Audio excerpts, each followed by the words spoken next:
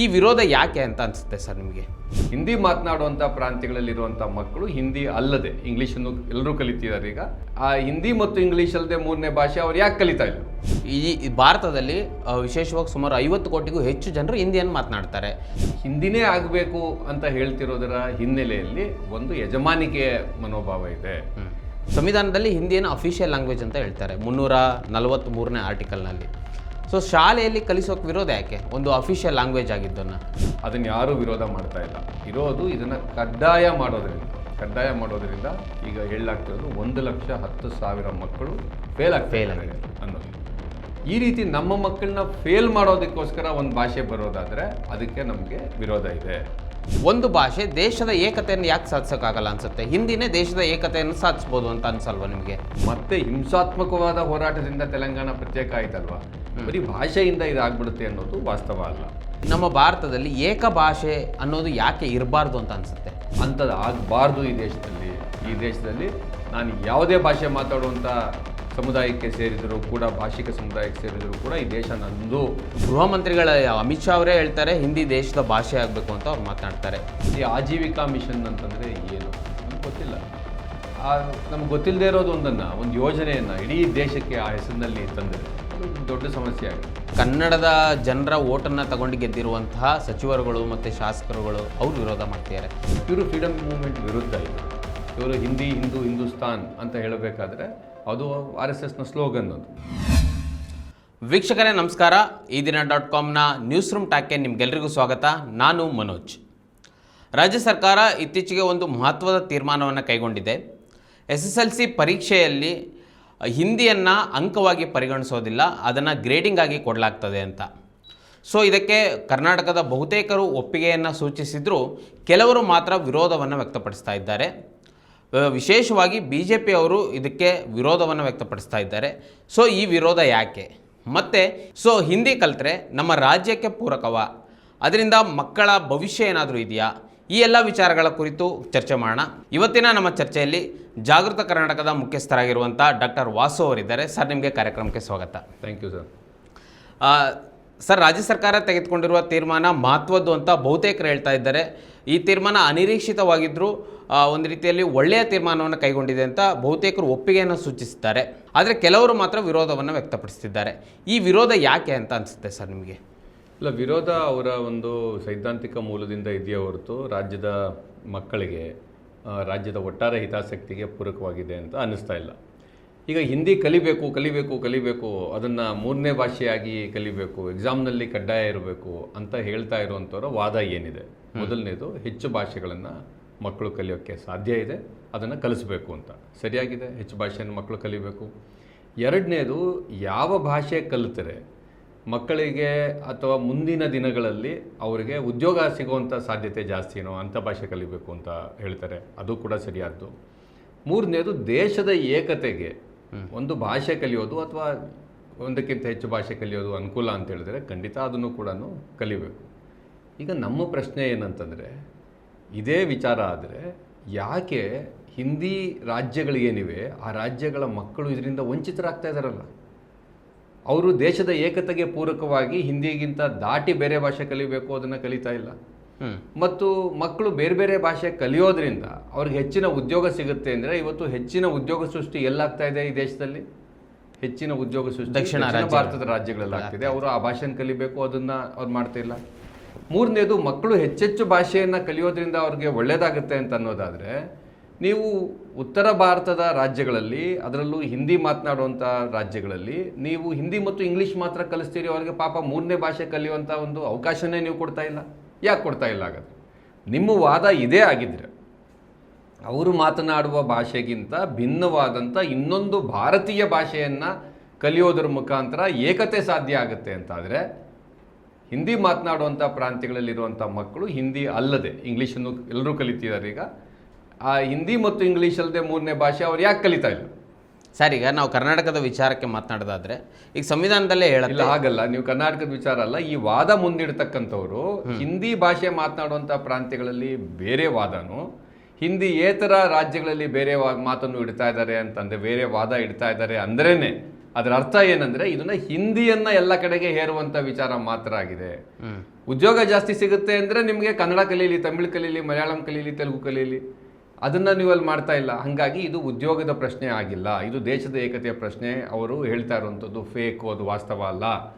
ಬದಲಿಗೆ ಕರ್ನಾಟಕಕ್ಕೆ ಈ ವಾದ ನೀವು ಅನ್ವಯಿಸೋದಾದರೆ ನೀವು ಉತ್ತರ ಪ್ರದೇಶಕ್ಕೆ ಇದೇ ವಾದನ ಅನ್ವಯಿಸಿ, ಯಾಕೆ ಅನ್ವಯಿಸ್ತಾ ಇಲ್ಲ ಅನ್ನೋದು ನಮ್ಮ ಪ್ರಶ್ನೆ.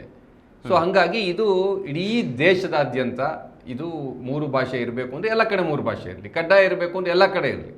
ಮತ್ತು ಆ 3ನೇ ಭಾಷೆ ಹಿಂದಿ ರಾಜ್ಯಗಳಲ್ಲಿ ದಕ್ಷಿಣ ಭಾರತದಲ್ಲಿರ್ತಕ್ಕಂಥ ರಾಜ್ಯಗಳ ಭಾಷೆ ಆಗಿರಲಿ ಅನ್ನೋದೇ ಸ್ಪಷ್ಟವಾಗಿ ಗೊತ್ತಾಗುತ್ತೆ. ನಮ್ಮ ವಾದ ಸರಿಯಾಗಿದೆ, ಅವ್ರ ವಾದ ತಪ್ಪಾಗಿದೆ. ಅವ್ರದ್ದು ಇನ್ನೊಂದು ವಾದ ಇದೆ. ಈ ಭಾರತದಲ್ಲಿ ವಿಶೇಷವಾಗಿ ಸುಮಾರು 50 ಕೋಟಿಗೂ ಹೆಚ್ಚು ಜನರು ಹಿಂದಿಯನ್ನು ಮಾತನಾಡ್ತಾರೆ. ಸೊ ಯಾಕೆ ಹಿಂದಿಯನ್ನು ಕಲಿಬಾರ್ದು, ಹಿಂದಿ ಒಂದು ಲಿಂಕ್ ಲ್ಯಾಂಗ್ವೇಜ್ ಯಾಕೆ ಆಗಬಾರ್ದು ಅನ್ನುವ ವಾದ ಮಾಡ್ತಾರೆ. ನೋಡಿ, ಲಿಂಕ್ ಲ್ಯಾಂಗ್ವೇಜ್ ಆಗಿ ನಾವು ಬಯಸಲಿ ಬಿಡಲಿ, ಹಿಂದಿ ಭಾಷೆಯ ಮಾತನಾಡ್ತಕ್ಕಂಥ ರಾಜ್ಯಗಳಲ್ಲೂ ಕೂಡ ಇಂಗ್ಲೀಷು ಒಂದು ಲಿಂಕ್ ಲ್ಯಾಂಗ್ವೇಜ್ ಆಗಿ ಎಸ್ಟಾಬ್ಲಿಷ್ ಆಗಿದೆ. ಅದಾಗಿದೆಯಾ ಇಲ್ವಾ ಅನ್ನೋಂಥ ಪ್ರಶ್ನೆಯನ್ನು ಅವರು ಕೇಳ್ಕೊಳ್ಳಿ. ಆದರೆ ಹಿಂದಿನೇ ಆಗಬೇಕು ಅಂತ ಹೇಳ್ತಿರೋದರ ಹಿನ್ನೆಲೆಯಲ್ಲಿ ಒಂದು ಯಜಮಾನಿಕೆ ಮನೋಭಾವ ಇದೆ. ಸೊ ಹಿಂದಿ ಲಿಂಕ್ ಲ್ಯಾಂಗ್ವೇಜ್ ಆಗಿ ಬೇರೆ ಬೇರೆ ಇರಲಿ. ನಮಗೆ ಇವತ್ತಿಗೂ ಕೂಡ ಭಾಳ ಬೇಸರ ಆಗುತ್ತೆ. ಈಗ ನನಗೆ ತೆಲುಗು ಮಾತನಾಡೋದು ಚೆನ್ನಾಗಿ ಗೊತ್ತು. ದಕ್ಷಿಣ ಭಾರತದ 2 ರಾಜ್ಯಗಳಲ್ಲಿ ತೆಲುಗು ಮಾತನಾಡ್ತಾರೆ ದೊಡ್ಡ ಸಂಖ್ಯೆಯಲ್ಲಿ. ದಕ್ಷಿಣ ಭಾರತದಲ್ಲಿ ಅತ್ಯಂತ ಹೆಚ್ಚು ಜನ ಮಾತಾಡೋದು ತೆಲುಗುನೇ ಆಗಿದೆ, ಅದು ಬರುತ್ತೆ. ಆದರೆ ತಮಿಳು ಬರೋದಿಲ್ಲ, ಮಲಯಾಳಂ ಬರೋದಿಲ್ಲ. ಕೋರ್ಸ್ ಈ ರೀತಿಯಲ್ಲಿ ನಾವು ನಮ್ಮ ಸೋದರ ಸೋದರಿ ಭಾಷೆಗಳ ಜೊತೆಗೂ ಕೂಡ ಅದೇ ರೀತಿ ಭಾಷಿಕರ ಜೊತೆಗೂ ಕೂಡ ನಾವು ಮಾತಾಡೋದಕ್ಕೆ ಸಾಧ್ಯ ಆಗಬೇಕು. ಆದರೆ ಹಾಗಾಗಿ ಮಕ್ಕಳು 20 ಭಾಷೆ ಕಲೀಲಿ ಅಂತ ಎಲ್ಲರೂ ಹೇಳೋಕ್ಕಾಗಲ್ಲ, 30 ಭಾಷೆ ಕಲೀಲಿ ಅಂತ ಹೇಳೋಕ್ಕಾಗಲ್ಲ. ಹಾಗಾಗಿ ಬೇರೆ ಇನ್ನೊಂದು ಭಾಷೆ ಕಲಿಬೇಕು ಅಂತ ಇದ್ದಾಗ ಆ ಇನ್ನೊಂದು ಭಾಷೆಯ ಆಯ್ಕೆ ಅದು ಆ ಮಕ್ಕಳ ಪೋಷಕರಿಗೆ ಬಿಡಬೇಕು. ಬಿಟ್ಟಾಗ ಅವರು ಹಿಂದಿನೂ ಆಯ್ಕೆ ಮಾಡ್ಕೊಳ್ಳೋದಾದರೂ ಮಾಡಿಕೊಳ್ಳಿ. ಬಟ್ ಇಲ್ಲಿ ಸಮಸ್ಯೆ ಬಂದಿರೋವಂಥದ್ದು ಎಕ್ಸಾಮ್ನಲ್ಲಿ ಅದನ್ನು ಕಡ್ಡಾಯ ಮಾಡಬೇಕಾ ಅನ್ನೋದು. ಎಕ್ಸಾಮಲ್ಲಿ ಕಡ್ಡಾಯ ಮಾಡಲಾಗಿದೆ, ಇಲ್ಲಿ ತನಕ ಮಾಡಿ ಲಕ್ಷಾಂತರ ಜನ ಕಲ್ತಿದ್ದಾರೆ. ಅವರೆಲ್ಲ ಹಿಂದಿ ಕಲ್ತಿಯಾರ ಮಾತಾಡೋಕ್ಕೆ? ಅವರು ಸ್ಕೂಲಲ್ಲಿ ಕಲ್ತರ ಅದನ್ನು ಮಾತಾಡೋದಕ್ಕೆ, ಅಥವಾ ಅವರು ಹಿಂದಿ ಸಿನಿಮಾನೋ ಸೀರಿಯಲ್ಲೋ ಮತ್ತೊಂದೋ ಅಥವಾ ಬೇರೆ ರೀತಿಯಲ್ಲಿ ಕಲ್ತಿದ್ದಾರ? ಅದು ನಮಗೆ ಭಾಳ ಸ್ಪಷ್ಟ ಇದೆ. ಹಾಗಾಗಿ ಇಲ್ಲಿ ಹಿಂದಿಯನ್ನು ಒಂದು ಯಜಮಾನ ಭಾಷೆಯಾಗಿ ಹೇರುವುದರ ಬಗ್ಗೆ ಮಾತ್ರ ವಿರೋಧ ಇರೋದು ಹೊರತು ಹಿಂದಿ 50 ಕೋಟಿ ಜನ ಹೆಚ್ಚು ಕಡಿಮೆ ಮಾತೃಭಾಷೆ ಹೊಂದಿದ್ದಾರೆ. ಈ ದೇಶದಲ್ಲಿ, ನಮ್ಮದೇ ದೇಶದಲ್ಲಿ, ನಮ್ಮ ಪ್ರೀತಿಯ ದೇಶದಲ್ಲಿ ಇಷ್ಟೊಂದು ಜನ ಮಾತಾಡುವಂಥ ಭಾಷೆ ಬಗ್ಗೆ ನಮಗೆ ಹೆಂಗೆ ವಿರೋಧ ಇರೋಕ್ಕೆ ಸಾಧ್ಯ? ಅದು ನಮಗೆ ಭಾಳ ನಾವು ಪ್ರೀತಿಸ್ತಕ್ಕಂಥ ಭಾಷೆ. ಇಲ್ಲ, ಇಂಥ ಸಂದರ್ಭದಲ್ಲಿ ಇನ್ನೊಂದು ಸಂವಿಧಾನ ಏನು ಹೇಳುತ್ತೆ, ಕಾನೂನು ಏನು ಹೇಳುತ್ತೆ, ಇಂಥ ವಿಚಾರಗಳು ಬರ್ತವೆ. ಸಂವಿಧಾನದಲ್ಲಿ ಹಿಂದಿಯನ್ನು ಅಫಿಷಿಯಲ್ ಲ್ಯಾಂಗ್ವೇಜ್ ಅಂತ ಹೇಳ್ತಾರೆ 343ನೇ ಆರ್ಟಿಕಲ್ನಲ್ಲಿ. ಸೊ ಶಾಲೆಯಲ್ಲಿ ಕಲಿಸೋಕೆ ವಿರೋಧ ಯಾಕೆ, ಒಂದು ಅಫಿಷಿಯಲ್ ಲ್ಯಾಂಗ್ವೇಜ್ ಆಗಿದ್ದನ್ನು? ಕರೆಕ್ಟಾಗಿ ಹೇಳಿದ್ರಿ, ಅಧಿಕೃತ ಭಾಷೆ ಅಂತ ನೀವು ಹೇಳಿದ್ರಿ. ಅಧಿಕೃತ ಭಾಷೆ ರಾಷ್ಟ್ರ ಭಾಷೆ ಅಲ್ಲ. ನಮ್ಮ ಸಂವಿಧಾನದ ಶೆಡ್ಯೂಲ್ನಲ್ಲಿ ಅದರ ಹೊರತಾಗಿ, ಹಿಂದಿ ಹೊರತಾಗಿ ಇನ್ನೂ 21 ಭಾಷೆಗಳನ್ನು ಕೂಡ ಹೇಳಲಾಗಿದೆ. ಎಲ್ಲ ಭಾಷೆಗಳನ್ನು ಕಲಿಯೋದಕ್ಕೆ ದೇಶದಲ್ಲಿ ಯಾರಿಗೂ ಕೂಡ ವಿರೋಧ ಇರಬಾರ್ದು, ವಿರೋಧ ಇಲ್ಲ. ಹಿಂದಿ ಭಾಷೆ ಕಲಿಯೋದಕ್ಕೆ ವಿರೋಧ ಇದೆ ಅಂತ ನನಗೆ ಅನ್ಸೋದಿಲ್ಲ, ಯಾರೂ ಆ ರೀತಿಯಲ್ಲಿ ಹೇಳ್ತಾ ಇಲ್ಲ. 3ನೇ ಭಾಷೆಯಾಗಿ ಈ ರಾಜ್ಯದಲ್ಲಿ ಕನ್ನಡ ಮಾತೃಭಾಷೆಯ ಮಕ್ಕಳಿಗೆ 1ನೇ ಭಾಷೆಯಾಗಿ ಕನ್ನಡ, 2ನೇ ಭಾಷೆಯಾಗಿ ಇಂಗ್ಲೀಷ್ ಇದ್ದಾಗ 3ನೇ ಭಾಷೆಯಾಗಿ ಹಿಂದಿ ಇರೋದರಿಂದ ಅಂಥ ಸಮಸ್ಯೆ ಇಲ್ಲ. ತಮಿಳಿದ್ರೂ ಸಮಸ್ಯೆ ಇಲ್ಲ, ಪಂಜಾಬಿ ಇದ್ದರೂ, ಬೆಂಗಾಲಿ ಇದ್ದರೂ ಕೂಡ ಏನೂ ಸಮಸ್ಯೆ ಇಲ್ಲ. ಅದನ್ನು ಯಾರೂ ವಿರೋಧ ಮಾಡ್ತಾ ಇಲ್ಲ. ಇರೋದು ಇದನ್ನು ಕಡ್ಡಾಯ ಮಾಡೋದರಿಂದ ಈಗ ಹೇಳಲಾಗ್ತಿರೋದು 1,10,000 ಮಕ್ಕಳು ಫೇಲ್ ಆಗ್ತಾರೆ ಅನ್ನೋದು. ಈ ರೀತಿ ನಮ್ಮ ಮಕ್ಕಳನ್ನ ಫೇಲ್ ಮಾಡೋದಕ್ಕೋಸ್ಕರ ಒಂದು ಭಾಷೆ ಬರೋದಾದರೆ ಅದಕ್ಕೆ ನಮಗೆ ವಿರೋಧ ಇದೆ. ಹಾಗೇನೆ ಈ ವಾದ ಹೇಳ್ತಾನೆ ನಾವು ಹೇಳೋದು, ಹಾಗಾದರೆ ಹಿಂದಿ ಭಾಷೆ ಮಾತಾಡುವಂಥವ್ರಿಗೂ ಬೇರೆ ಭಾಷೆ ಕಲಿಸೋದ್ರಲ್ಲಿ ಅದಕ್ಕೆ ಏನಾದ್ರು ತಕರಾರಿದೆಯಾ ನಿಮಗೆ? ಇಲ್ಲ. ಮತ್ತು ಯಾಕೆ ಕಲಿಸ್ತಾ ಇಲ್ಲ? ಯಾಕೆ ಇಲ್ಲಿ ತನಕ ಆ ಪ್ರಶ್ನೆನೇ ಉದ್ಭವಿಸಲಿಲ್ಲ? ಆಯ್ತಪ್ಪ, ಒಂದು ವೇಳೆ ಹಿಂದಿನೇ ದೇಶಾದ್ಯಂತ ಇರುವಂಥ ಭಾಷೆ ಇವ್ರು ಮಾಡಬೇಕು ಅಂತ ಇಟ್ಕೊಂಡಿದ್ದಾರೆ, ಒಂದು ವಾದಕ್ಕಾಗಿ ಓಕೆ ಅಂತ ಇಟ್ಕೊಳ್ಳೋಣ. ಹಿಂದಿ ಮಾತಾಡುವಂಥ ಜನ ಕನ್ನಡ ಕಲ್ತಿರೆ, ತಮಿಳು ಕಲ್ತಿರೆ, ಅವ್ರಿಗೆ ಅನುಕೂಲ ಇದೆ ಉದ್ಯೋಗದ್ದು. ಮತ್ತು ಭಾವೈಕ್ಯತೆ ಇನ್ನೂ ಜಾಸ್ತಿ ಆಗುತ್ತಲ್ಲ. ಭಾವೈಕ್ಯತೆನೇ ಮುಖ್ಯ ಆದರೆ ಅಲ್ಲಿಂದ ಜಾರಿ ಮಾಡೋದು ಶುರು ಮಾಡಬೇಕಿತ್ತಲ್ಲ. ಅದು ಇದರ ಉದ್ದೇಶ ಆಗಿಲ್ಲ ಅನ್ನೋದು ನಮಗೆ ಸ್ಪಷ್ಟವಾಗಿದೆ. ಒಂದು ಭಾಷೆ ದೇಶದ ಏಕತೆಯನ್ನು ಯಾಕೆ ಸಾಧಿಸೋಕ್ಕಾಗಲ್ಲ ಅನ್ಸುತ್ತೆ? ಹಿಂದಿನೇ ದೇಶದ ಏಕತೆಯನ್ನು ಸಾಧಿಸ್ಬೋದು ಅಂತ ಅನ್ಸಲ್ವಾ ನಿಮಗೆ? ತೆಲುಗು ಮಾತನಾಡುವಂಥ ಆಂಧ್ರ ಮತ್ತು ತೆಲಂಗಾಣಗಳು ಒಂದಾಗಿದ್ವಾ? ಈ ಭಾಷಾವಾರು ಪ್ರಾಂತ್ಯದ ಕುರಿತಾದಂಥ ಹೋರಾಟದಲ್ಲಿ ಅತ್ಯಂತ ತೀವ್ರ ರೂಪದಲ್ಲಿ ಒಂದು ರೀತಿಯಲ್ಲಿ ಹಿಂಸಾತ್ಮಕವಾದಂಥ ಹೋರಾಟ ಮಾಡ್ತಾ ಇದ್ದಿದ್ದು, ಮಾಡಿ ಒಂದಾಗಿದ್ದು ರಾಜ್ಯನ ಅದು. ಹೌದು, ಒಂದೇ ಭಾಷೆ ಮಾತಾಡಿದ್ರಲ್ಲ, ಏಕತೆ ಸಾಧನೆ ಮಾಡ್ತಾ ಮತ್ತೆ ಹಿಂಸಾತ್ಮಕವಾದ ಹೋರಾಟದಿಂದ ತೆಲಂಗಾಣ ಪ್ರತ್ಯೇಕ ಆಯ್ತಲ್ವಾ? ಬರೀ ಭಾಷೆಯಿಂದ ಇದಾಗ್ಬಿಡುತ್ತೆ ಅನ್ನೋದು ವಾಸ್ತವ ಅಲ್ಲ. ಆದರೆ ಅಟ್ ದಿ ಸೇಮ್ ಟೈಮ್ ನೀವು ಯಾವುದಾದ್ರು ಒಂದು ಭಾಷೆಯನ್ನು ಹೇರಲಿಕ್ಕೆ ಹೊರಟ್ರೆ ಆಗ ಏಕತೆ ಸಾಧನೆ ಆಗೋದಿಲ್ಲ ಅನ್ನೋದಕ್ಕೂ ನಮ್ಮಲ್ಲಿ ಸಾಕಷ್ಟು ಉದಾಹರಣೆಗಳಿವೆ. ತಮಿಳುನಾಡಿನಲ್ಲಿ ಆ ರೀತಿಯಲ್ಲಿ ಹಿಂದಿ ವಿರೋಧಿ ಹೋರಾಟ ಶುರುವಾಗಿದ್ದು, ಕರ್ನಾಟಕದಲ್ಲೂ ಕೂಡ ಕೆಲವು ಭಾಗದಲ್ಲಿ ಈ ಹಿಂದಿ ಬಗ್ಗೆ ಆ ರೀತಿಯಲ್ಲಿ ಸಿಟ್ಟು ಬರ್ತಾ ಇರೋದು. ನಮ್ಮ ದೇಶದ ಒಂದು ಭಾಷೆ, ನಾವೆಲ್ಲ ಪ್ರೀತಿಸಬೇಕಾಗಿರುವಂಥ ಭಾಷೆ ಹಿಂದಿ. ಆದರೆ ಯಾಕೆ ಈ ರೀತಿ ವಿರೋಧ ಬರ್ತಿದೆ ಅಂದರೆ ಹೇರಿಕೆಯಿಂದ ಬರುತ್ತೆ. ಉರ್ದು ಭಾಷೆ ಮಾತನಾಡುವಂಥ ಪಶ್ಚಿಮ ಪಾಕಿಸ್ತಾನ, ಅದು ಬೆಂಗಾಲಿ ಮಾತನಾಡ್ತಕ್ಕಂಥ ಪೂರ್ವ ಪಾಕಿಸ್ತಾನ, ಇವತ್ತಿನ ಬಾಂಗ್ಲಾದೇಶದ ಮೇಲೆ ಆ ರೀತಿಯ ಯಜಮಾನಿಕೆ ತೋರಿದ್ರಿಂದ ಅದು ವಿಭಜನೆ ಆಗೋದಕ್ಕೆ ಅದು ಕೂಡ ಒಂದು ಕಾರಣವಾಗಿ ಪರಿಣಮಿಸ್ತು ಅನ್ನೋದನ್ನ ನಾವು ಮರಿಬಾರ್ದು. ಹೌದು, ಹೇರಿಕೆ ಯಾವತ್ತೂ ಒಳ್ಳೇದು ಮಾಡಲ್ಲ. ಪ್ರೀತಿಯಿಂದ ಯಾವುದೇ ಭಾಷೆ ಹರಡೋದಾದ್ರೆ ಅದು ಹರಡ್ಕೊಳ್ತದೆ, ಅದಕ್ಕೆ ಆ ಶಕ್ತಿ ಇದ್ರೆ ಅದು ಹರಡ್ಕೊಳುತ್ತೆ ಅಂತ ನನಗೆ ಅನ್ನಿಸ್ತದೆ. ಇನ್ನೊಂದು ಅವ್ರ ವಾದದಲ್ಲಿ ಇನ್ನೊಂದು ಬಹಳ ಮುಖ್ಯವಾದ ವಿಚಾರ ಅವರು ಮಂಡಿಸೋದೇನು ಅಂದರೆ, ಹಿಂದಿ ರಾಷ್ಟ್ರೀಯ ಚಿಂತನೆಗೆ ಪೂರಕವಾಗಿದೆ. ಸೊ ನೀವು ಹಿಂದಿಯನ್ನು ಕೈ ಬಿಟ್ಟರೆ ನಮ್ಮ ಮಕ್ಕಳಿಗೆ ಲಾಸ್ ಆಗ್ತದೆ ಅಂತ ಅವ್ರು ಹೇಳ್ತಾರೆ. ಎಸ್, ಏಕತೆ ಮತ್ತು ರಾಷ್ಟ್ರೀಯ ಚಿಂತನೆ ಇವೆರಡು ಭಾಳ ಮುಖ್ಯವಾದಂಥ ವಿಚಾರಗಳು. ಈ ದೇಶದಲ್ಲಿ ರಾಷ್ಟ್ರೀಯ ಚಿಂತನೆ ಅಂದರೆ ಏನು? ಈ ದೇಶದಲ್ಲಿ ರಾಷ್ಟ್ರೀಯ ಚಿಂತನೆ ಅಂದರೆ ಈ ದೇಶದಲ್ಲಿ ಬಹುತ್ವ ಏನಿದೆ, ಭಿನ್ನ ಭಿನ್ನವಾದಂಥ ಭಾಷಿಕರು ನಾವೇನಿದ್ದೀವಿ, ಇದು ಬರೀ ಭಾಷೆಗೆ ಮಾತ್ರ ಸೇರಿರೋದಲ್ಲ. ಭಾಷೆ, ಜಾತಿ, ಧರ್ಮ, ಜನಾಂಗೀಯ ವ್ಯತ್ಯಾಸಗಳು ಮತ್ತು ನಿಮಗೆ ಭೌಗೋಳಿಕ ವ್ಯತ್ಯಾಸಗಳು, ಇನ್ಫ್ಯಾಕ್ಟ್ ಮುಖದಲ್ಲಿ ದೇಹದಲ್ಲಿರುವಂಥ ಫೀಚರ್ಸಲ್ಲೂ ವ್ಯತ್ಯಾಸ ಇರುವಂಥ ದೇಶ ನಮ್ಮದು. ಹೌದು, ಈ ರೀತಿಯಲ್ಲಿದ್ದಂಥ ಎಲ್ಲ ಜನ ಕೂಡ ಈ ಭೂಭಾಗವನ್ನು ಹೊರಗಿನಿಂದ ಬಂದು ಆಕ್ರಮಿಸಿದಂಥ ಬ್ರಿಟಿಷರ ವಸಾಹತುಶಾಹಿ ವಿರೋಧಿ ಹೋರಾಟದಲ್ಲಿ ಒಂದಾದಂಥ ದೇಶ. ಇದು ರಾಷ್ಟ್ರೀಯ ಭಾವನೆ.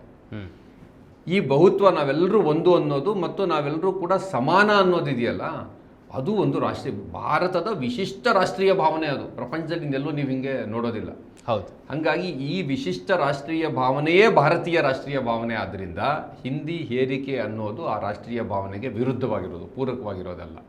ಹಾಗಾಗಿ ಈ ರಾಷ್ಟ್ರೀಯ ಭಾವನೆಗೆ ಪೂರಕ ಆಗಬೇಕಂದ್ರೂ ನೀವು ಹೇರಿಕೆ ಮಾಡಬಾರ್ದು. ಒಂದು ಭಾಷೆಯನ್ನು ಕಲಿಸೋದು ಹೇರಿಕೆ ಅಂತ ಹೇಗಾಗತ್ತೆ? ಇಲ್ಲ, ಕಲಿಸೋದು ಹೇರಿಕೆ ಆಗೋದಿಲ್ಲ, ಕಡ್ಡಾಯ ಮಾಡೋದು ಹೇರಿಕೆ ಆಗುತ್ತೆ. ನೀವು ಆ ಭಾಷೆ ಒಳಗಡೆ ಆ ಭಾಷೆಗೆ ಮಾತ್ರ ವಿಶೇಷವಾದ ಪ್ರಾತಿನಿಧ್ಯ ಕೊಡ್ತಾ ಇದ್ದೀರಾ ಅಂತಂದರೆ ಹೇರಿಕೆ ಆಗುತ್ತೆ.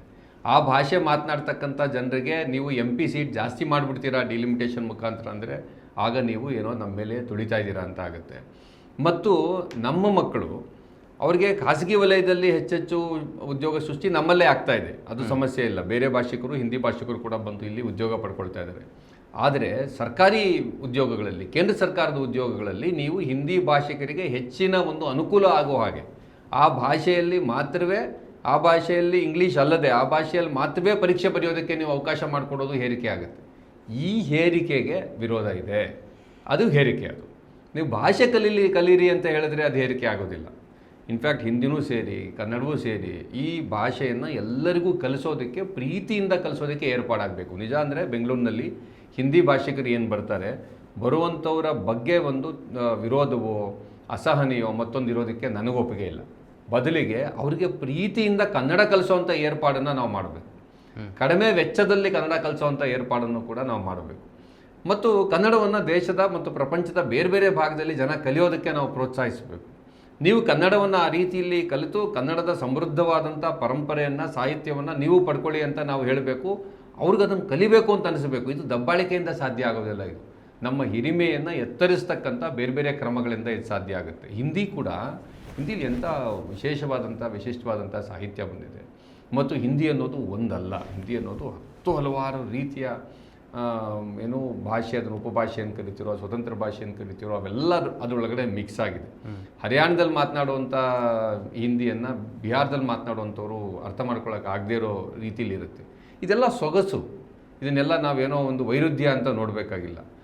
ಅಂಥ ಒಂದು ಭಾಷೆ ಇಡೀ ದೇಶಕ್ಕೆ ಪಸರಿಸಲಿ, ಇಡೀ ಪ್ರಪಂಚಕ್ಕೆ ಪಸರಿಸಲಿ, ನಮ್ಮ ಕನ್ನಡವೂ ಪಸರಿಸಲಿ, ಇಷ್ಟೇ ನಾವು ಹೇಳಬೇಕಾಗಿರೋದು.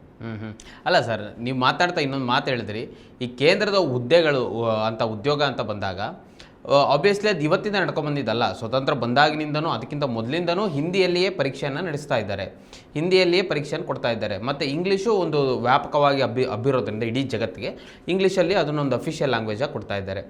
ಅದಕ್ಕಾಗಿ ಆದರೂ ನಾವು ಹಿಂದಿ ಕಲಿಬೇಕಂತ ಅನ್ಸಲ್ವಾ? ಇಲ್ಲ, ಅದನ್ನು ಸರಿ ಮಾಡಬೇಕು ಅಂತ ನಾವು ಹೇಳೋದು.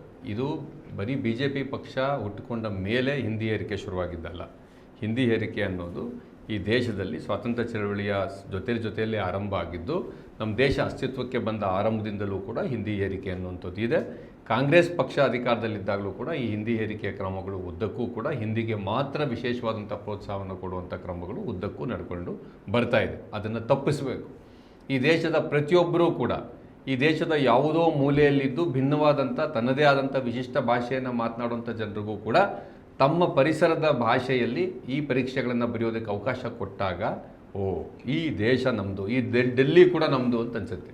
ಇಲ್ಲ ನೀವು ಡೆಲ್ಲಿಗೆ ಹೋಗ್ಬಿಟ್ಟು ಡೆಲ್ಲಿ ಒಂದು ರೀತಿಯಲ್ಲಿ ಉತ್ತರ ಭಾರತದ ರಾಜಧಾನಿ ಅಂತ ನಮ್ಗೆ ಅನಿಸ್ಬಿಟ್ರೆ ಮತ್ತು ಅಲ್ಲಿ ನಮ್ಮ ಭಾಷೆ ಮಾತಾಡುವಂಥ ಜನ ಕೂಡ ಸಲೀಸಾಗಿ ಅಲ್ಲಿ ತಿರುಗಾಡ್ಬೋದು ಅಂತ ಅನ್ನಿಸ್ದೇ ಇದ್ರೆ ಏನು ಅನ್ಸುತ್ತೆ ಅವಾಗ? ಅದು ದೇಶದ ಏಕತೆಗೆ ಪೂರಕನ ಮಾರಕ ಅಂದರೆ ನಮ್ಮದೇ ಅಲ್ಲ ಅನ್ಸ್ಬಿಡತ್ತೆ. ನಮ್ಮದೇ ಅಲ್ಲ ಅಂತ ಅನ್ನಿಸ್ಬಾರ್ದು ಅಂತಂದರೆ ಕೇಂದ್ರ ಈ ಒಕ್ಕೂಟ ಸರ್ಕಾರದ ಬೇರೆ ಬೇರೆ ರೀತಿಯ ಉದ್ಯೋಗಗಳಲ್ಲಿ ಎಲ್ಲರೂ ಇರಬೇಕು, ನಮ್ಮವರು ಇರಬೇಕು.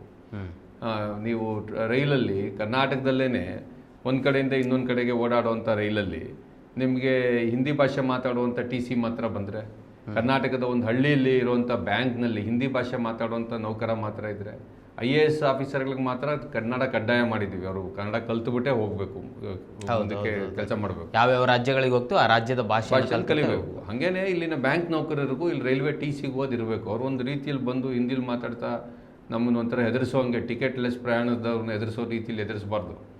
ಅವೆಲ್ಲ ಒಳ್ಳೇದಾಗಲ್ಲ, ಅದೆಲ್ಲ ಈ ದೇಶದ ಏಕತೆಗೆ ಪೂರಕ ಆಗೋದಿಲ್ಲ. ಸರ್, ಇನ್ನೊಂದು, ಈ ದೇಶ ಹುಟ್ಟಿರೋದೇ ಭಾಷಾವಾರು ರಾಜ್ಯಗಳಿಂದ. ನೀವಾಗಲೇ ಮೆನ್ಷನ್ ಮಾಡ್ತಾ ಹೇಳಿದ್ರಿ ವಿವಿಧತೆಯಲ್ಲಿ ಏಕತೆಯನ್ನು ಕಾಣೋದು ನಾವು. ಸೊ ಈಗ ಉದಾಹರಣೆಗೆ ಜಗತ್ತಿನ ಬೇರೆ ಬೇರೆ ದೇಶಗಳನ್ನು ನೋಡೋಣ. ಈಗ ಜಪಾನ್ ಆಗಿರ್ಬೋದು, ಅಲ್ಲಿ ಒಂದೇ ಭಾಷೆಯನ್ನು ಮಾತನಾಡ್ತಾರೆ, ಅದೇ ಭಾಷೆಯಲ್ಲಿ ಉದ್ಯೋಗ ಸೃಷ್ಟಿ ಮಾಡ್ತಾರೆ, ಅದೇ ಭಾಷೆಯಲ್ಲಿ ಉನ್ನತ ಶಿಕ್ಷಣ ಇದೆ. ಆ ರೀತಿಯಲ್ಲಿ ನಮ್ಮ ಭಾರತದಲ್ಲಿ ಏಕ ಭಾಷೆ ಅನ್ನೋದು ಯಾಕೆ ಇರಬಾರ್ದು ಅಂತ ಅನಿಸುತ್ತೆ? ಅದೇ ಭಾರತದ ವಿಶಿಷ್ಟತೆ ಅಂತ ನಮಗೆ ಅನ್ನಿಸ್ತದೆ. ಪ್ರಪಂಚದ ಬೇರೆ ಬೇರೆ ಭಾಷೆಗಳು ಅಂದರೆ ಏಕ ಭಾಷೆ ಇದು ಪ್ರಪಂಚದ ಬೇರೆ ಬೇರೆ ದೇಶಗಳಿಗೂ ನಮ್ಮ ದೇಶಕ್ಕೂ ಇರುವಂಥ ಭಾಳ ದೊಡ್ಡ ವ್ಯತ್ಯಾಸ. ನಾವು ಇಲ್ಲಿ ಭಿನ್ನ ಬಗೆಯ ಜನ ಒಂದಾಗಿ ಬದುಕ್ತಾ ಇದ್ದೀವಿ. ಹಾಗಾಗಿ ಭಿನ್ನ ಬಗೆಯ ಭಾಷೆಗಳು ಇಲ್ಲಿರ್ತವೆ. ಏಕಭಾಷೆ ಇದ್ದರೆ ಮಾತ್ರ ದೇಶ ಆಗುತ್ತೆ ಅನ್ನೋದು ಯುರೋಪ್ನಲ್ಲಿ ಹುಟ್ಟಿಕೊಂಡಂಥ ಒಂದು ಅಲ್ಲಿನ ನ್ಯಾಷನಲಿಸಮ್. ಅದು ನೀವು ಇಂಡಿಯನ್ ನ್ಯಾಷನಲಿಸಮ್ ಅಂತ ಒಂದಿದೆ ಅಂತ ಹೇಳೋದಾದರೆ, ಆ ಇಂಡಿಯನ್ ನ್ಯಾಷನಲಿಸಮ್ಗೆ ಒಂದೇ ಭಾಷೆ ಇರೋದಿಲ್ಲ. ಒಂದೇ ಭಾಷೆ ಇದೆ ಅಂತ ನೀವು ಮಾಡೋಕ್ಕೋದ್ರೆ ಎಡವಟ್ಟಾಗುತ್ತೆ. ಧರ್ಮದ ಆಧಾರದ ಮೇಲೆ ಒಂದಾದರೂ ಕೂಡ ಒಂದು ಭಾಳ ದೊಡ್ಡ ಪ್ರಮಾಣದಲ್ಲಿ ಸಾವು ನೋವುಗಳು, ಕೊಲೆ, ಅತ್ಯಾಚಾರಗಳು ನಡೆದು ಒಂದು ಬೇರೆ ದೇಶ ಬೇಕು ಅಂತ ಹೋದಂಥ ಪೂರ್ವ ಪಾಕಿಸ್ತಾನ, ಪಶ್ಚಿಮ ಪಾಕಿಸ್ತಾನಗಳು ಕೂಡ ಡಿವೈಡ್ ಆದವು ಅನ್ನೋದನ್ನು ನಾವು ಗಮನದಲ್ಲಿಟ್ಕೊಳ್ಬೇಕು.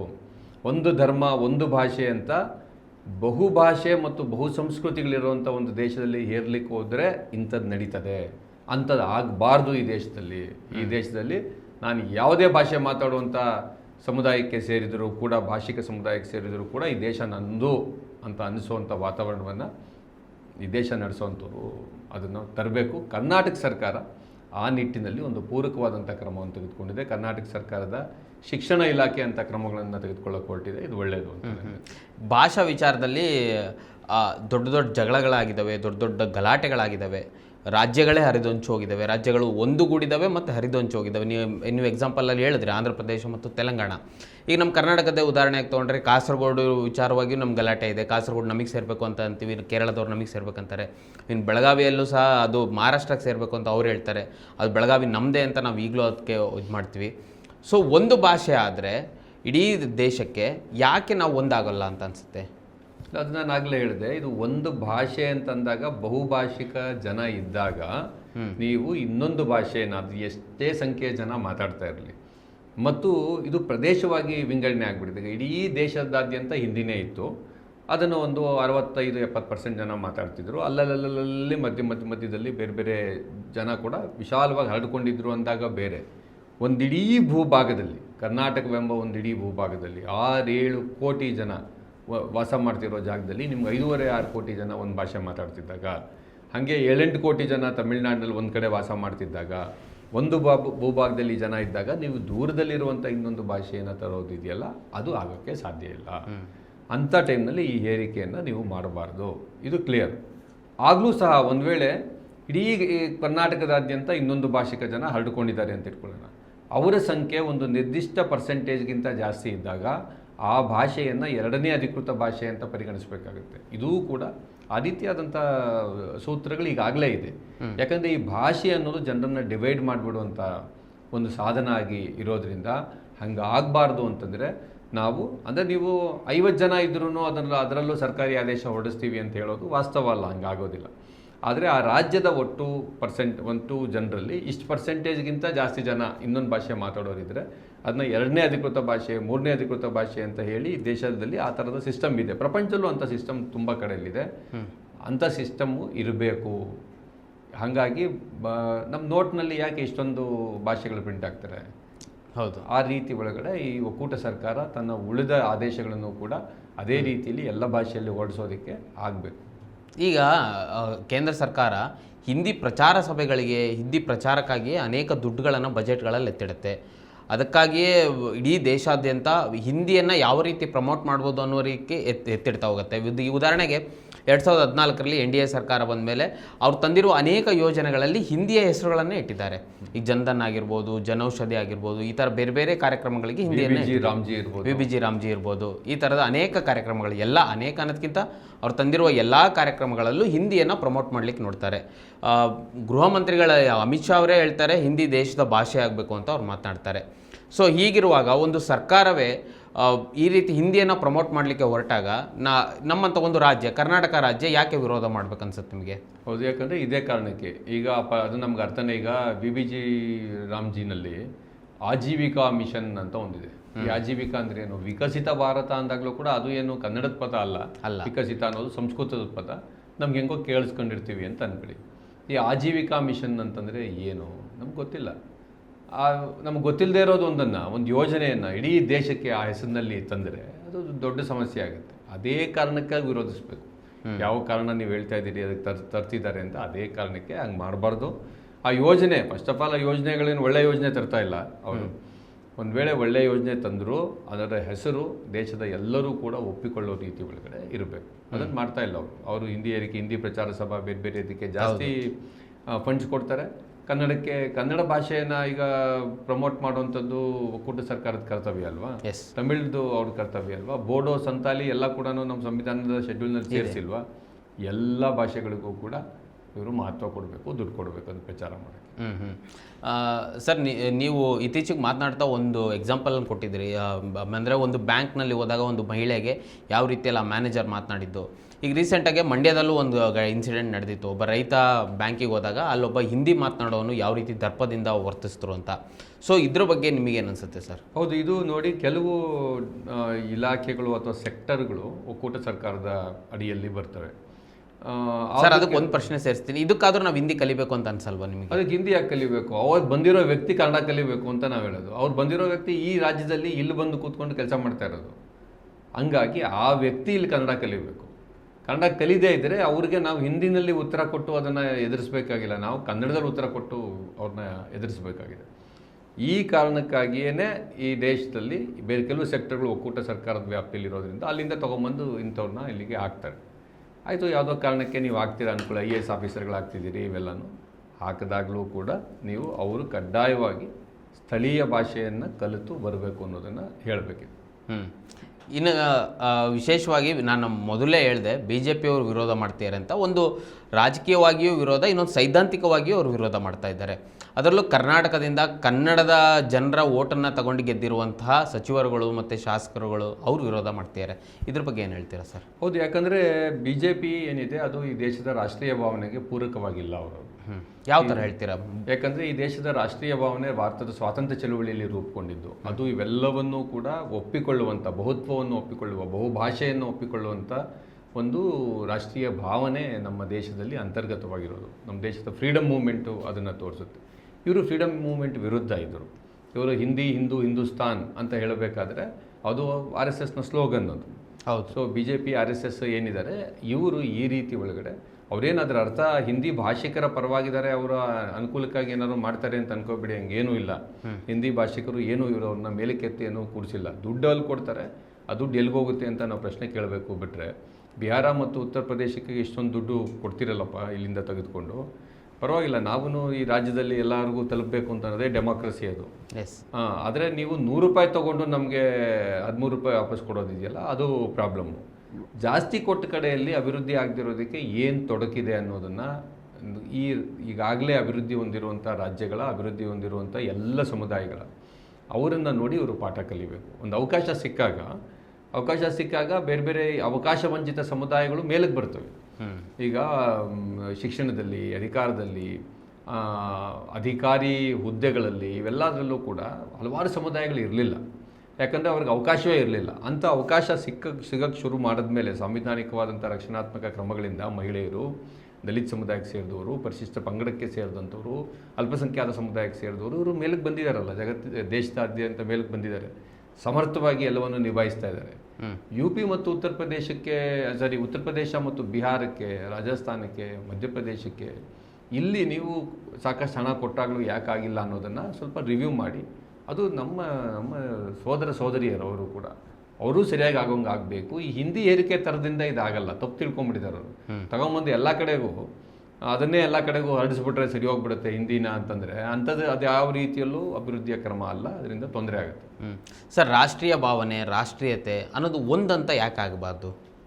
ಏಕತೆ ಯಾಕೆ ಸಾಧಿಸಬಾರ್ದು? ರಾಷ್ಟ್ರೀಯ ಭಾವನೆ ಅನ್ನೋದು ಒಂದೇನೆ, ಆದರೆ ಆ ಒಂದು ಅನ್ನೋದು ಏನು ಅಂದರೆ ನಾವು ನಮ್ಮಲ್ಲಿರ್ತಕ್ಕಂಥ ಭಿನ್ನತೆಗಳ ನಡುವೆ ಕೂಡ ನಮ್ಮ ಸ್ವತಂತ್ರವಾದಂಥ ಅಸ್ತಿತ್ವಕ್ಕೆ ಯಾವುದೇ ಧಕ್ಕೆ ಬರದೇ ಇರುವಂಥ ಒಂದು ರಾಷ್ಟ್ರೀಯ ಭಾವನೆ ಇದೆಯಲ್ಲ, ಅದೇ ಒಂದು. ಆ ಒಂದನ ಜೊತೆಗೆ ನಾವಿದ್ದೀವಿ. ಬಹುತ್ವವನ್ನು ಗೌರವಿಸ್ತಕ್ಕಂಥ ಬಹು ಜನಾಂಗಗಳಿಗೆ, ಬಹು ಜಾತಿ ಧರ್ಮಗಳಿಗೆ, ಬಹು ಜೆಂಡರ್ಗಳಿಗೆ ಇವೆಲ್ಲದಕ್ಕೂ ಕೂಡ ಅವಕಾಶವಿರುವ ರಾಷ್ಟ್ರೀಯ ಭಾವನೆ ಒಂದಿದೆಯಲ್ಲ, ಆ ರಾಷ್ಟ್ರೀಯ ಭಾವನೆ ಒಂದೇನೆ ಅದು. ಅದರ ಮೇಲೇ ಈ ದೇಶ ನಿಂತಿದೆ, ಅದರ ಮೇಲೇ ಈ ದೇಶ ನಿಲ್ಲುತ್ತೆ. ಅದನ್ನು ಒಡೆಯುವಂಥ ಯಾವುದೇ ಕೆಲಸವನ್ನು BJP ಮತ್ತು RSS ಥರದವರು, ಹಿಂದಿ ಹೇರಿಕೆ ಮಾಡೋದಕ್ಕೆ ಬಯಸುವಂಥವ್ರು, ಅವರು ಅದನ್ನೇನಾದರೂ ಮಾಡಿದ್ರೆ ಅಲ್ಲಿ ಒಂದಿರಲ್ಲ. ಅವಾಗ 2, 3, 4, 5 ಆಗುತ್ತೆ. ಅದು ಆಗದೇ ಇರೋ ಹಾಗೆ ಈ ದೇಶದ ಜನ ನೋಡ್ಕೋಬೇಕು. ಎಲ್ಲರೂ ಕೂಡ ಹಿಂದಿಯವರು ಹೇಳಬೇಕು, ಪರವಾಗಿಲ್ಲಪ್ಪ, ನಮಗೂ 3ನೇ ಭಾಷೆ ಇರಲಿ, ಕಡ್ಡಾಯ ಬೇಡ, 3, 4 ಕಲಿತೀವಿ ನಾವು ಏನು ತಮಿಳು ಅಥವಾ ಕನ್ನಡ ಕಲಿತೀವಿ, ಇನ್ನೊಂದು ಕಡೆ ಬೆಂಗಾಲಿ ಕಲಿತೀವಿ, ಇಂಗ್ಲೀಷ್ ಹಿಂದಿ ಜೊತೆಗೆ, ಮತ್ತು ಕಡ್ಡಾಯ ಏನು ಮಾಡಬೇಡಿ, ನಾವು ಕಲಿತೀವಿ ಅಂತ ಅವರು ಹೇಳಬೇಕು. ಮತ್ತು ಹಿಂದಿನ ತೆಗೆದುಕೊಂಡೋಗಿ ಯಾರ್ದೋ ಮೇಲೆ ಕಡ್ಡಾಯವಾಗಿ ಹೇರಬೇಡಿ ಅಂತ ಅವರು ಹೇಳಬೇಕು. ಸೊ ಇದೇ ಒಂದು ರಾಷ್ಟ್ರೀಯ ಭಾವನೆ ಅಂದರೆ ಇದೇನೆ. ಈಗ ಭಾಷೆ ಜೊತೆಗೆ ಉದಾಹರಣೆಗೆ ಶಾಲೆಯಲ್ಲಿ ಡ್ರಾಯಿಂಗ್ ಅಂತ ಒಂದು ಸಬ್ಜೆಕ್ಟ್ ಇರುತ್ತೆ, ಮತ್ತು ಫಿಸಿಕಲ್ ಎಜುಕೇಷನ್ ಅಂತ ಸಬ್ಜೆಕ್ಟ್ ಇರುತ್ತೆ. ಅಂದರೆ ಅದು ನಮ್ಮ ಮಾರ್ಕ್ಸ್ ಕಾರ್ಡಲ್ಲಿ ಕ್ಯಾರಿ ಆಗಿಲ್ಲ ಅಂದರೂ ನಾವು ಕಲಿತಾ ಇದ್ದೀವಿ, ಅದನ್ನು ಕಲ್ತ್ಕೊಂಡು ಬಂದಿದ್ದೀವಿ ಇಲ್ಲಿವರೆಗೂ.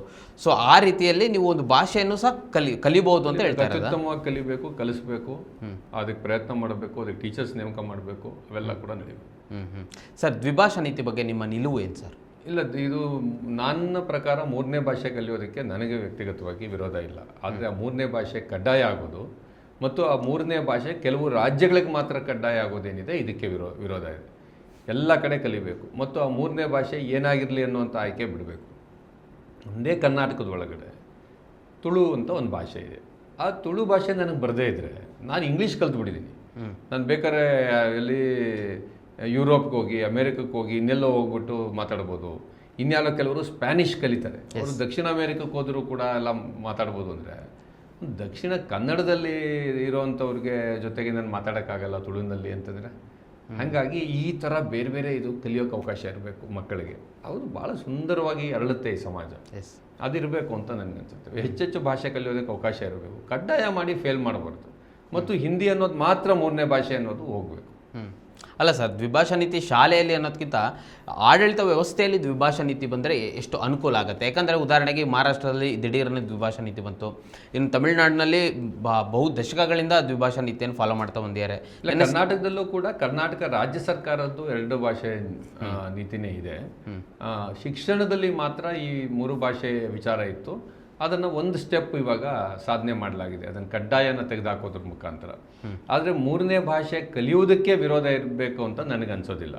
ಆ 3ನೇ ಭಾಷೆ ಹಿಂದಿ ಮಾತ್ರವೇ ಆಗಿರಬೇಕು ಅನ್ನೋದಕ್ಕೆ, ಮತ್ತು ಅದು ಪರೀಕ್ಷೆಯಲ್ಲಿ ಕಡ್ಡಾಯ ಮಾಡೋದ್ರ ಮುಖಾಂತರ ಒಂದಷ್ಟು ಜನ ಅದರಿಂದ ಫೇಲ್ ಆಗೋದಕ್ಕೆ ನನಗೆ ವಿರೋಧ ಇದೆ. ಮತ್ತು ಸರ್ಕಾರದ ಮಟ್ಟದಲ್ಲಂತೂ ಕೂಡ ಕನ್ನಡ ಮತ್ತು ಇಂಗ್ಲೀಷು, ಅದರಲ್ಲಿ ಕನ್ನಡ ಪ್ರಧಾನವಾಗಿರಬೇಕು ಅಂತ ಅನಿಸುತ್ತೆ. ಆ ದಿಕ್ಕಲ್ಲಿ ಇದೆ, ಕೆಲವು ಸರಿ ಅದರ ಉಲ್ಲಂಘನೆ ಆಗ್ತಾ ಇರುತ್ತೆ. ಸರ್, ನನ್ನ ಕಡೆ ಪ್ರಶ್ನೆ, ಕಾಂಗ್ರೆಸ್ ಈ ರೀತಿಯ ನಿರ್ಧಾರಗಳನ್ನು ತಗೊಳ್ಳೋದು ಸರಿ ಅನ್ಸುತ್ತೆ ನಿಮಗೆ? ಇಲ್ಲ, ಕಾಂಗ್ರೆಸ್ಸು ಮುಂಚೆಯಿಂದ ಒಂದು ರೀತಿಯಲ್ಲಿ ಕೇಂದ್ರೀಕರಣದ ಪರವಾಗಿಯೂ ಕೂಡ ಅದು ಇದ್ದಿದೆ. ಅಂದರೆ ಈ ತ್ರಿಭಾಷಾ ನೀತಿಯನ್ನು ತಂದಿದ್ದೆ ಕಾಂಗ್ರೆಸ್ಸು. ತ್ರಿಭಾಷಾ ನೀತಿ, ಹಿಂದಿ ಹೇರಿಕೆ, ಸೆಂಟ್ರಲೈಸೇಷನ್ನು, ಡೆಲ್ಲಿಯಲ್ಲಿ ಎಲ್ಲ ಪವರು, ಇವೆಲ್ಲ ಕೂಡ ಕಾಂಗ್ರೆಸ್ ಪಕ್ಷ ಇದ್ದಾಗಲೂ ಕೂಡ ಇದ್ದಿದೆ. ಆದರೆ ನಿಧಾನಕ್ಕೆ ಬೇರೆ ಬೇರೆ ರಾಜ್ಯಗಳಲ್ಲಿ ಇದರ ಬಗ್ಗೆ ಪ್ರಶ್ನೆ ಹೇಳ್ತಾ ಅದು ಸಡಿಲಗೊಳ್ತಾ ಬಂದಿದೆ. ಸೊ ಕಾಂಗ್ರೆಸ್ಸು ಕೂಡ ಆ ಮಟ್ಟಿಗೆ ಸಡಿಲಗೊಳ್ತಾ ಬಂದಿತ್ತು. ಆದರೆ BJP ಇದನ್ನು ಇನ್ನೊಂದು ಹಂತಕ್ಕೆ ತೆಗೆದುಕೊಂಡು ಹೋಗಿ ತೀವ್ರವಾದಂಥ ಕೇಂದ್ರೀಕರಣವನ್ನು, ಹಿಂದಿ ಏರಿಕೆಯನ್ನು, ಇದನ್ನೆಲ್ಲ ಕೂಡ ಮಾಡ್ತಾಯಿದೆ. ಮಾಡ್ತಾ ಇರೋದ್ರಿಂದ ಈ ರೀತಿಯಾದಂಥ ಒಂದು ಸಾಮಾಜಿಕ ರಾಜಕೀಯ ಸನ್ನಿವೇಶದಲ್ಲಿ ಕಾಂಗ್ರೆಸ್ಸು ಇನ್ನೊಂದು ಸ್ವಲ್ಪ ಲಿಬರಲ್ ಆಗ್ತಿರೋದನ್ನು ನಾವು ನೋಡ್ತೀವಿ. ಕರ್ನಾಟಕದಲ್ಲಿ ಕಾಂಗ್ರೆಸ್ ಸರ್ಕಾರ ಇದ್ದಾಗಲೂ ಕೂಡ ಈ ರೀತಿಯಲ್ಲಿ ಈ ಒಂದು ರೀತಿಯಲ್ಲಿ ಎರಡು ಭಾಷೆ ಪದ್ಧತಿಯ ಕಡೆಗೆ ಅದು ಹೋಗ್ತಾ ಇದೆ. ಇದು ತುಂಬ ಪಾಸಿಟಿವ್ ಆಯಿತು.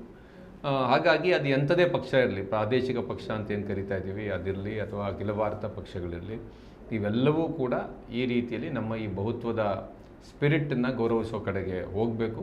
BJP ಆ ವಿಚಾರದಲ್ಲಿ ಎಲ್ಲರಿಗೂ ಶತ್ರುವಾಗಿ ನಿಂತ್ಕೊಂಡಿದೆ. ಕಾಂಗ್ರೆಸ್ ಈ ಸದ್ಯ ಕರ್ನಾಟಕದಲ್ಲಿ ಪಾಸಿಟಿವ್ ಆಗಿದೆ.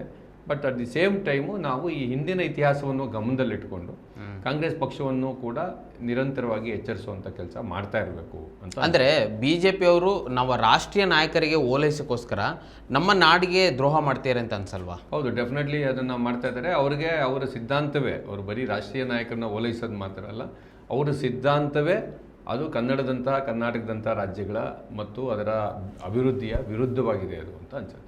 Okay sir, thank you so much sir. ಭಾಳಷ್ಟು ವಿಚಾರಗಳನ್ನು ಈ ವಿಚಾರವಾಗಿ ಅಂದರೆ ಏನು ರಾಜ್ಯ ಸರ್ಕಾರ ತೆಗೆದುಕೊಂಡಿದೆ ಈ ತೀರ್ಮಾನದ ವಿಚಾರವಾಗಿ ಮಾತನಾಡಿದ್ವಿ. ಇದೇ ರೀತಿ ಇನ್ನಷ್ಟು ಚರ್ಚೆಗಳನ್ನ ಮಾಡ್ತಾ ಇರೋಣ. Thank you so much sir. ವೀಕ್ಷಕರೇ, ನೋಡಿದ್ರಲ್ಲ ಈ ಚರ್ಚೆ, ರಾಜ್ಯ ಸರ್ಕಾರ ತೆಗೆದುಕೊಂಡಿರುವಂತಹ ಈ ಮಹತ್ವದ ತೀರ್ಮಾನದ ಬಗ್ಗೆ ನಿಮಗೇನಿಸ್ತು ಮತ್ತು ಈ ಚರ್ಚೆಯ ಕುರಿತು ನಿಮಗೇನಿಸುತ್ತೆ ಕಮೆಂಟ್ ಮಾಡಿ ತಿಳಿಸಿ. ಮತ್ತು ಇದೇ ರೀತಿಯ ಸಾಕಷ್ಟು ವಿಡಿಯೋಗಳಿಗೆ ನಮ್ಮ ಇದೀನ.com ಯೂಟ್ಯೂಬ್ ಚಾನಲ್ನ ಸಬ್ಸ್ಕ್ರೈಬ್ ಮಾಡಿ ಮತ್ತು ನಮ್ಮನ್ನು ಬೆಂಬಲಿಸಿ. ನಮಸ್ಕಾರ. ಮತ್ತಷ್ಟು ವಿಶೇಷ ವಿಡಿಯೋಗಳನ್ನು ನೋಡಲು ಮತ್ತು ಹೊಸ ವಿಡಿಯೋಗಳ ಬಗ್ಗೆ ತಿಳಿಯಲು ಇದೀನ.com ಯೂಟ್ಯೂಬ್ ಚಾನೆಲ್ ಸಬ್ಸ್ಕ್ರೈಬ್ ಮಾಡಿ ಮತ್ತು ಬೆಲ್ ಐಕಾನ್ ಕ್ಲಿಕ್ ಮಾಡಿ.